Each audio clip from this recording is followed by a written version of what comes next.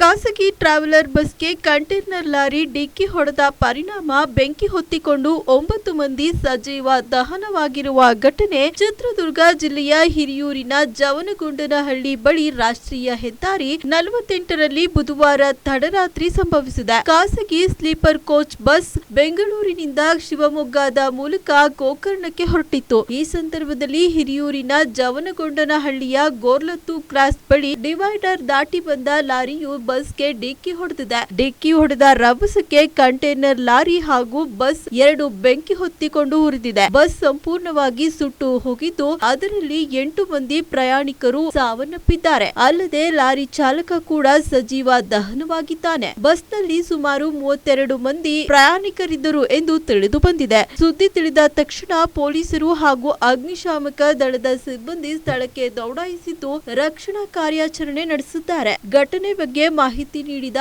ಪೂರ್ವ ವಲಯ ಐಜಿಪಿ ರವಿಕಾಂತೇಗೌಡ ಅವರು ಇಂದು ಬೆಳಗಿನ ಜಾವ 2 ಗಂಟೆ ಸುಮಾರಿಗೆ ಬೆಂಗಳೂರಿನಿಂದ ಗೋಕರ್ಣಕ್ಕೆ ಹೋಗುತ್ತಿದ್ದ ಖಾಸಗಿ ಸ್ಲೀಪರ್ ಬಸ್ಗೆ ಎದುರುಗಡೆಯಿಂದ ಬಂದ ಕಂಟೈನರ್ ಲಾರಿ ಅಪ್ಪಳಿಸಿದೆ. ಲಾರಿಯು ಬಸ್ನ ಡೀಸೆಲ್ ಟ್ಯಾಂಕ್ಗೆ ಹೊಡೆದಿರಬಹುದು. ಡೀಸೆಲ್ ಲೀಕ್ ಆಗಿ ಬೆಂಕಿ ಹೊತ್ತಿಕೊಂಡಿದೆ. ತಕ್ಷಣ ಬಸ್ನ ಒಳಗಿದ್ದ ಕೆಲ ಪ್ರಯಾಣಿಕರು ಹೊರಬಂದಿದ್ದಾರೆ. ಒಳಗೆ ಇದ್ದ 8 ಜನ ಹಾಗೂ ಲಾರಿ ಚಾಲಕ ಸೇರಿ ಒಟ್ಟು 9 ಮಂದಿ ಸಾವನ್ನಪ್ಪಿದ್ದಾರೆ ಎಂದು ಪ್ರಾಥಮಿಕ ತನಿಖೆಯಿಂದ ತಿಳಿದು ಬಂದಿದೆ ಎಂದು ತಿಳಿಸಿದರು.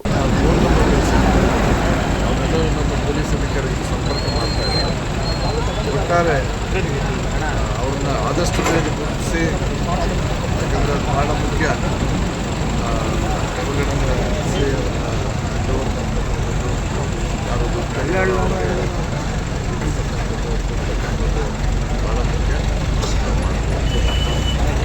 ಹನ್ನೆರಡು ಜನ ಗಾಯಾಳುಗಳು ಹಿರಿಯೂರು ಆಸ್ಪತ್ರೆ, 9 ಜನ ಶಿರಾ ಆಸ್ಪತ್ರೆ ಹಾಗೂ 3 ತುಮಕೂರು ಸರ್ಕಾರಿ ಆಸ್ಪತ್ರೆಯಲ್ಲಿ ಚಿಕಿತ್ಸೆ ಪಡೆಯುತ್ತಿದ್ದಾರೆ. ಓರ್ವ ಪ್ರಯಾಣಿಕನಿಗೆ ಹೆಚ್ಚು ಸುಟ್ಟ ಗಾಯಗಳಾದ ಹಿನ್ನೆಲೆಯಲ್ಲಿ ಬೆಂಗಳೂರಿನ ವಿಕ್ಟೋರಿಯಾ ಆಸ್ಪತ್ರೆಗೆ ರವಾನಿಸಲಾಗಿದೆ. ವಿಕ್ಟೋರಿಯಾ ಆಸ್ಪತ್ರೆಗೆ ರವಾನೆಯಾಗಿರುವ ಪ್ರಯಾಣಿಕನ ಹೊರತಾಗಿ ಒಟ್ಟು 24 ಜನ ಪ್ರಾಣಾಪಾಯದಿಂದ ಪಾರಾಗಿದ್ದಾರೆ. ಬಸ್ನಲ್ಲಿದ್ದ 32 ಜನರ ಪೈಕಿ 8 ಜನರ ಜೊತೆಗೆ ಪುಟ್ಟ ಮಗುವಿನ ಶವ ಇದೆ ಎಂದು ತಿಳಿದು ಬಂದಿದೆ. ಮೃತರ ಡಿಎನ್ಎ ಪರೀಕ್ಷೆ ಮಾಡಲಾಗುತ್ತದೆ. ಬಳಿಕ ಶವವನ್ನ ಹಸ್ತಾಂತರ ಮಾಡಲಾಗುತ್ತದೆ ಎಂದು ತಿಳಿಸಿದ್ದಾರೆ. ದಾಂಡೇಲಿಗೆ ತೆರಳುತ್ತಿದ್ದ 42 ಜನ ಮಕ್ಕಳಿದ್ದ ಬಸ್ ಸೇಫ್ ಆಗಿದೆ. ಈ ಸಂದರ್ಭದಲ್ಲಿ ಅಪಘಾತವಾಗಿ ಸುಟ್ಟು ಕರಕಲಾಗಿರುವ ಬಸ್ ಸರಿಸಮವಾಗಿ ಚಲಿಸುತ್ತಿದ್ದ ಶಾಲಾ ಮಕ್ಕಳ ಪ್ರವಾಸದ ಬಸ್ ದಾಂಡೇಲಿಗೆ ತೆರಳುತ್ತಿತ್ತು. ಅಪಘಾತವಾದ ಬಸ್ ಮಕ್ಕಳ ಬಸ್ಗೆ ಟಚ್ ಆಗಿದೆ. ಇದರಿಂದ ಮಕ್ಕಳಿದ್ದ ಬಸ್ ರಾಷ್ಟ್ರೀಯ ಹೆದ್ದಾರಿ ದಾಟಿ